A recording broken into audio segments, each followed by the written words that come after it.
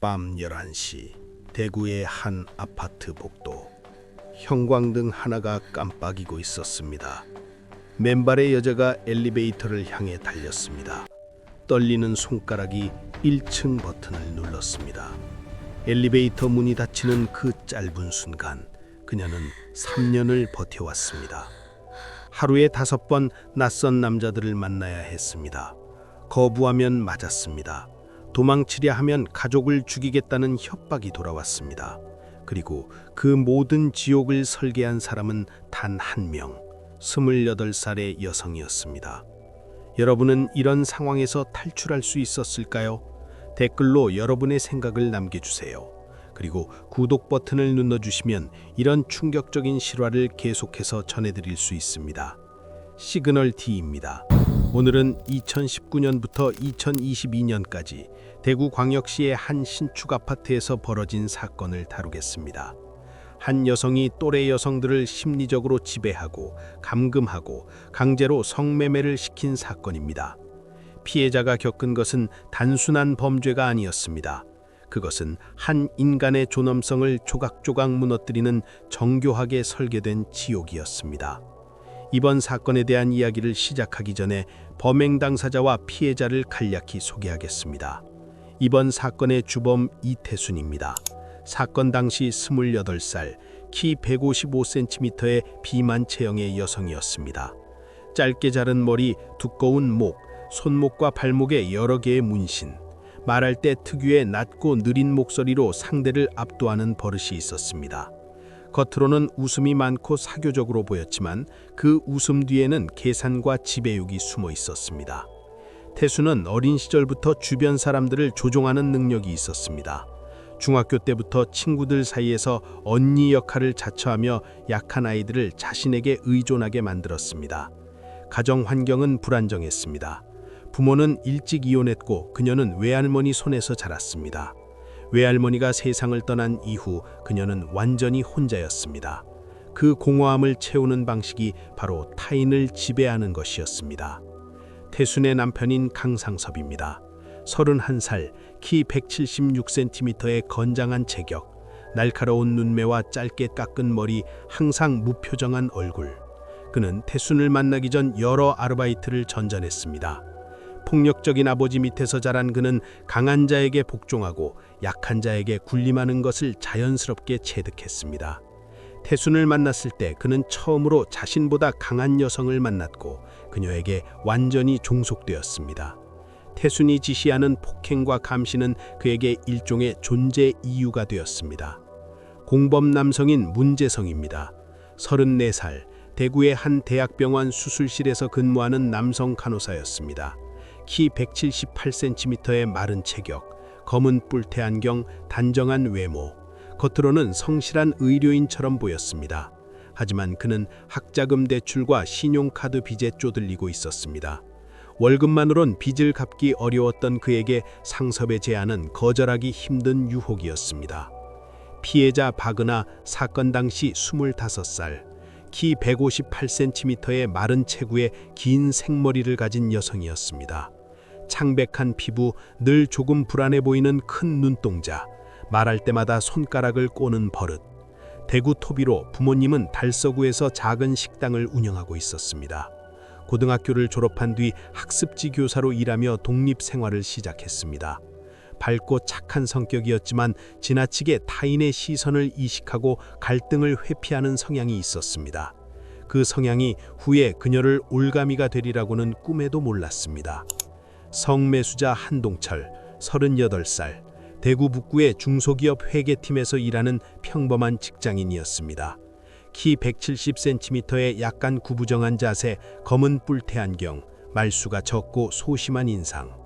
연애 경험이 거의 없는 노총각으로 외로움을 달래기 위해 채팅 앱을 시작했습니다. 그는 자신의 행동이 누군가에게 어떤 의미인지 깊이 생각해 본 적이 없었습니다. 그날까지는. 2018년 초 태수는 상섭과 결혼했습니다. 그리고 대구 달서구의 한 신축 아파트에 입주했습니다. 25평형, 3개의 방, 넓은 거실, 깨끗한 복도에 새 페인트 냄새가 났습니다. 겉으로는 평범한 신혼부부의 보금자리였습니다.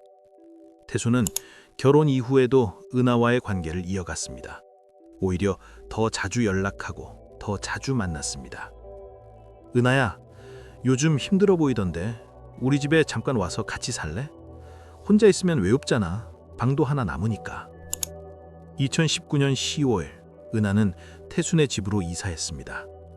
처음 2주는 평화로웠습니다. 함께 식사하고 TV를 보고 웃으며 이야기를 나눴습니다.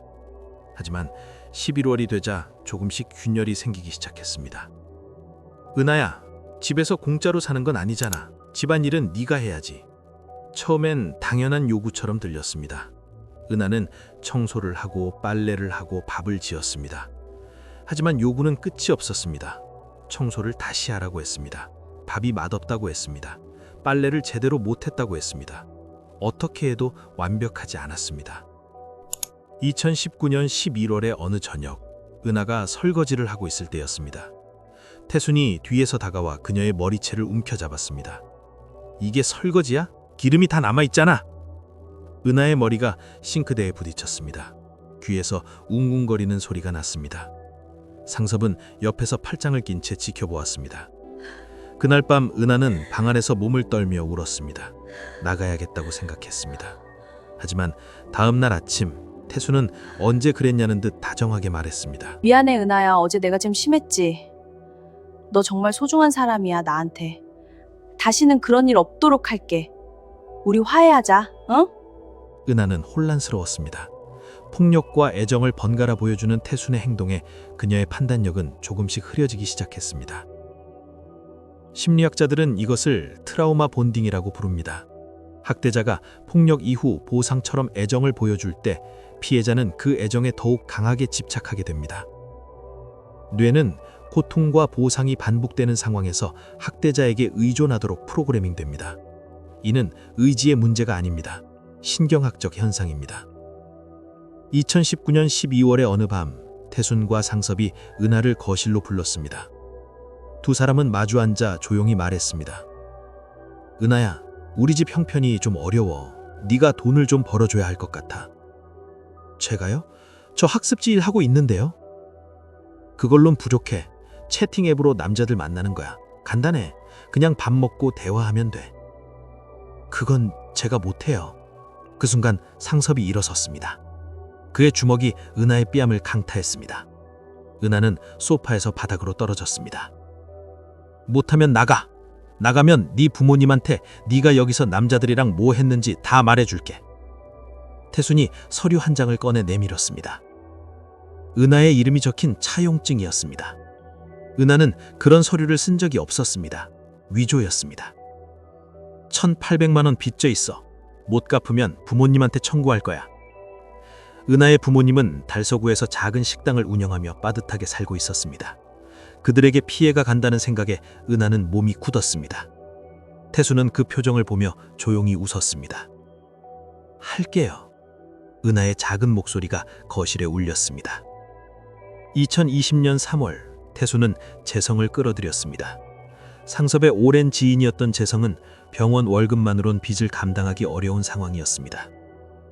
상섭이 제안했습니다. 재성아, 한 달에 500 줄게. 그냥 우리 집 여자 하나 밤에 감시만 해줘. 도망가지 못하게. 감시요? 응. 밤에 거실에 있으면서 방문 닫혀 있는지 확인하고 차로 데려다주고 그러면 돼. 재성은 잠시 침묵했습니다. 창문 너머로 병원 주차장에 세워둔 낡은 차가 보였습니다. 알겠어요.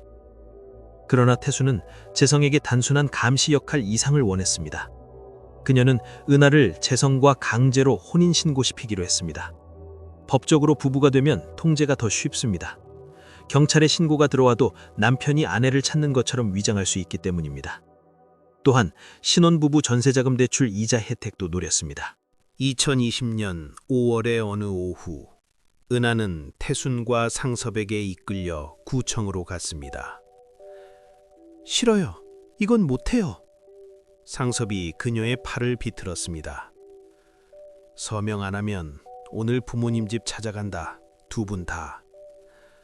은하는 떨리는 손으로 혼인신고서에 서명했습니다. 그날부터 그녀는 법적으로 재성의 아내가 되었습니다. 재성은 그날부터 매일 밤 아파트에 왔습니다. 거실 소파에 앉아 스마트폰을 만지작거리며 은하의 방문을 감시했습니다. 은하가 화장실을 가려 해도 문 앞까지 따라왔습니다. 그는 받은 돈으로 중고 스포츠카를 샀습니다. 검은색 차를 타고 병원과 아파트를 오갔지만 밤샘 감시로 인한 수면 부족은 결국 그의 업무에 영향을 미쳤습니다. 어느 날 수술실 준비실에서 재성이 벽에 기댄 채 눈을 감았습니다. 선배 간호사가 그를 발견했습니다. 재성 씨, 수술 준비 중에 자는 거예요? 정신 차려요. 재성은 고개를 숙였습니다. 하지만 그는 감시를 멈추지 않았습니다. 이미 공범이 된 그에게 뒤로 물러설 길은 없었습니다. 2020년 1월부터 은하의 하루는 정해진 지옥이었습니다. 아침에 일어나 집안일을 하고 낮에는 채팅 앱을 켜서 성매수 남성들의 연락을 기다렸습니다. 성매매는 주로 아파트 근처의 여러 모텔에서 이루어졌습니다. 재성 혹은 상섭이 차로 데려다주고 뜬나면 데려왔습니다. 하루 할당금은 30만 원이었습니다. 채우지 못하면 그날 밥이 없었습니다. 그래도 모자라면 폭행이 뒤따랐습니다.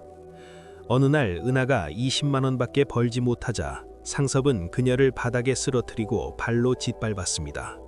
갈비뼈가 금이 갔습니다. 태수는 옆에서 아무 말 없이 지켜보았습니다. 그 눈빛이 더 무서웠습니다. 신체적 학대는 폭행에 그치지 않았습니다. 찬 겨울에도 찬물로 씻게 했습니다. 뜨거운 국물을 강제로 먹여 입천장에 물집이 생기게 했습니다. 청양고추를 먹이며 그래야 정신이 든다고 했습니다. 배변 패드를 방에 넣어두고 화장실도 마음대로 가지 못하게 했습니다. 가장 잔인한 고문은 수면 박탈이었습니다. 할당금을 채우지 못하면 새벽 내내 잠을 못 자게 했습니다. 은하가 피로를 못 이기고 눈을 감으면 태순이 찬물을 끼얹었습니다. 잘 자격이 없어. 가장 길게 잠을 못 잔 것은 3박 4일이었습니다. 그 기간 동안 은하의 눈에는 초점이 없었습니다. 환각을 보았습니다. 벽이 움직이는 것 같았고 누군가 자신의 이름을 부르는 소리가 들렸습니다. 식사도 통제되었습니다. 하루 한 끼, 그것도 남은 음식이나 캡사이신 가루를 넣어 먹을 수 없게 만든 음식이었습니다.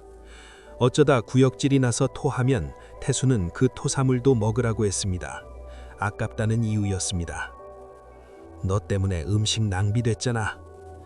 은하의 체중은 1년 만에 12kg이 빠졌습니다. 쇄골이 드러났고 종아리에는 멍이 가지 않았습니다. 2021년 여름 은하는 탈출을 시도했습니다. 오후 3시 태순이 낮잠을 자고 있을 때였습니다. 채성도 병원 근무 중이었고 상섭은 외출했습니다. 은하는 발끝으로 걸어 현관문을 열었습니다. 복도가 보였습니다. 형광등 아래 텅 빈 복도가 이렇게 아름다워 보인 적이 없었습니다. 그녀는 계단을 뛰어내려갔습니다.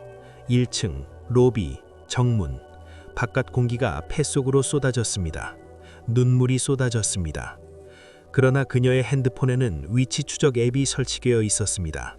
상섭이 가게 앞 편의점에서 알림을 받고 달려왔습니다. 은하가 아파트 정문을 벗어나 100m쯤 걸었을 때 상섭의 차가 앞을 막았습니다. 어디가? 그날 밤 은하는 심한 폭행을 당했습니다. 태수는 은하의 머리카락을 한 움큼 뽑았습니다. 상섭은 그녀를 방에 가두고 이틀 동안 밥을 주지 않았습니다. 다음에 또 도망치면 부모님 가게에 불질러. 그 이후 은하는 탈출을 포기했습니다.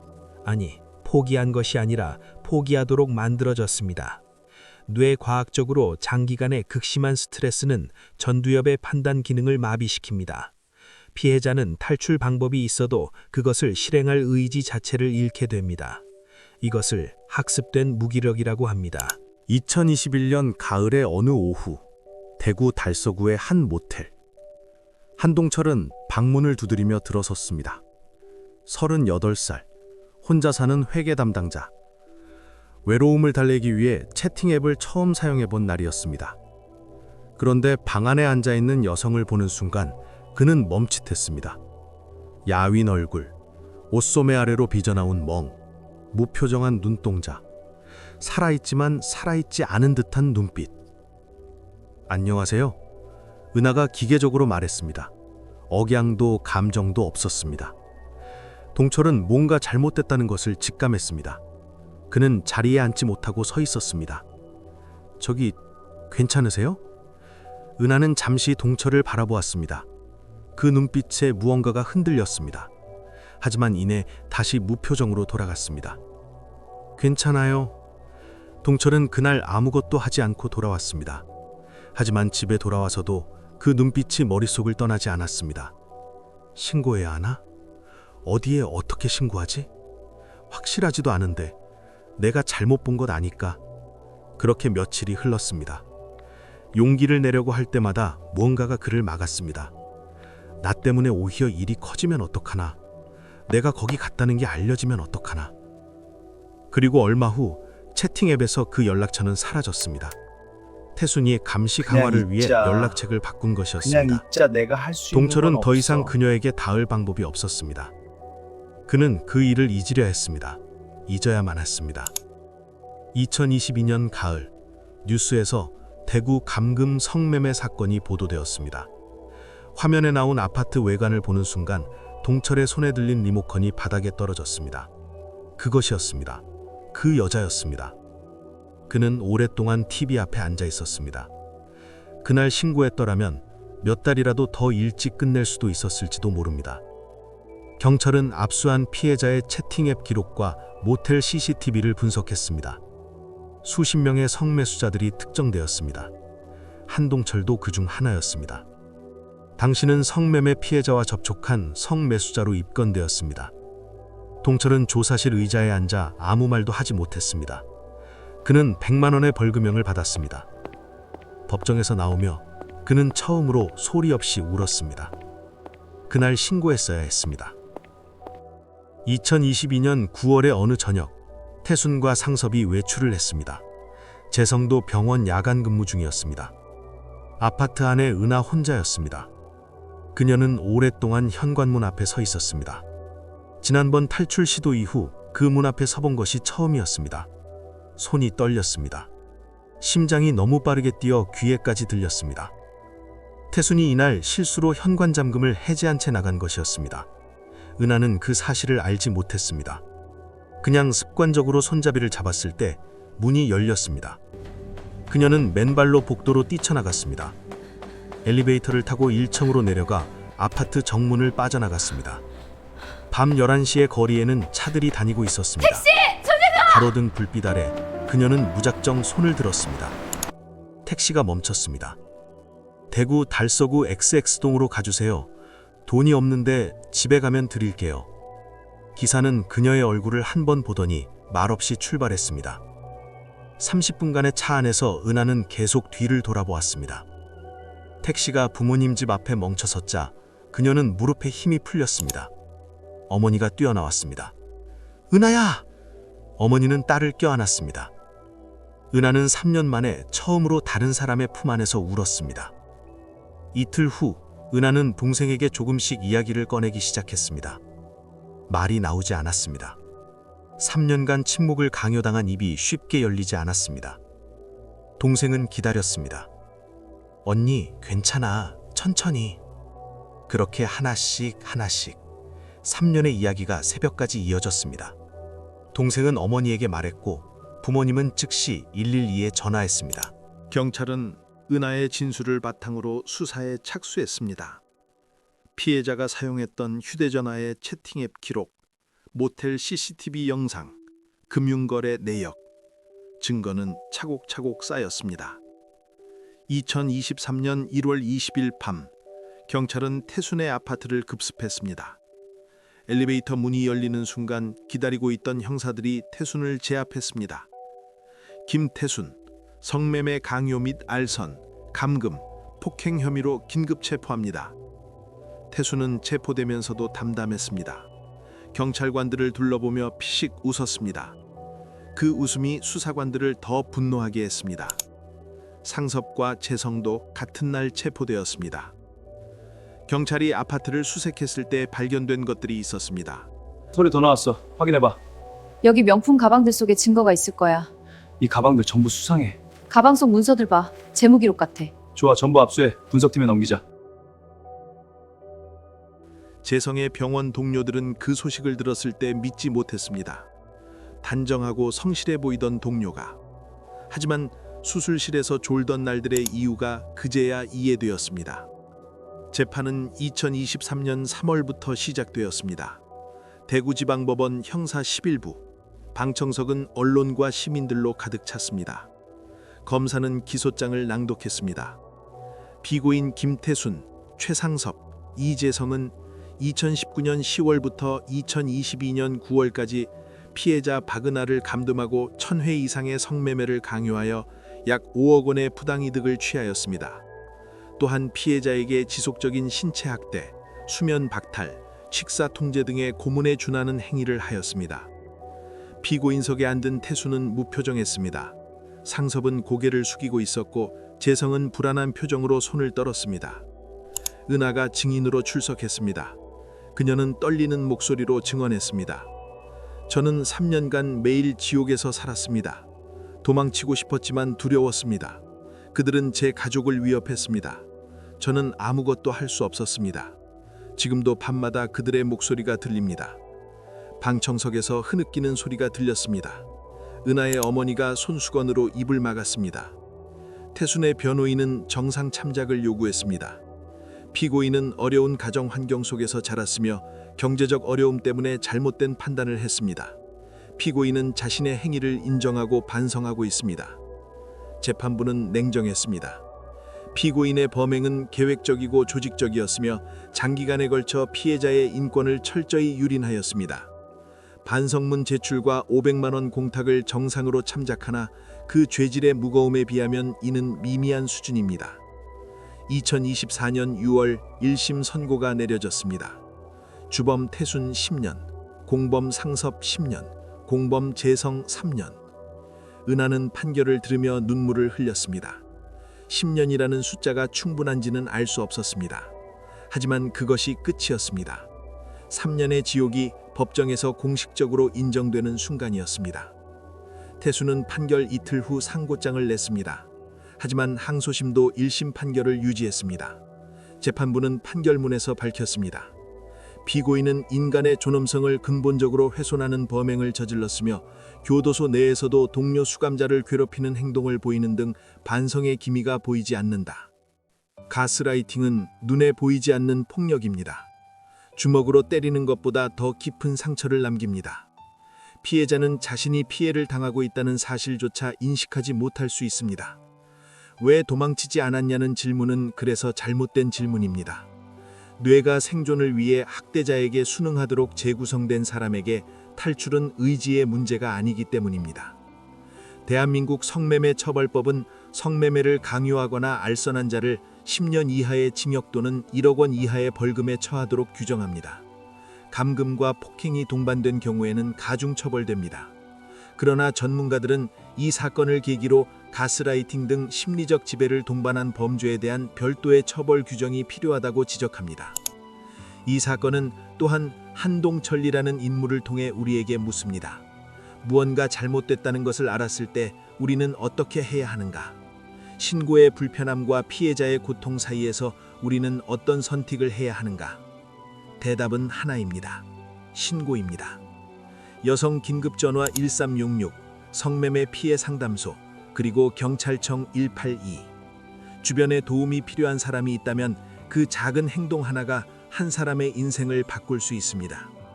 은하는 현재 심리치료를 받으며 회복 중입니다. 그녀는 이렇게 말했습니다. 저는 살아남았습니다. 그것만으로도 의미가 있다고 생각합니다. 저와 같은 피해자가 더 이상 생기지 않기를 바랍니다. 태순, 상섭, 재성은 현재 교도소에서 복역 중입니다. 그들이 저지른 죄의 무게를 진정으로 깨닫는 날이 오기를 바랍니다.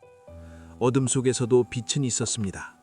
은하가 그 어둠 속에서 맨발로 계단을 내려올 수 있었던 것은 어딘가에 어머니가 있다는 것을 알고 있었기 때문이었습니다. 우리 모두가 누군가에게 그 빛이 될 수 있습니다.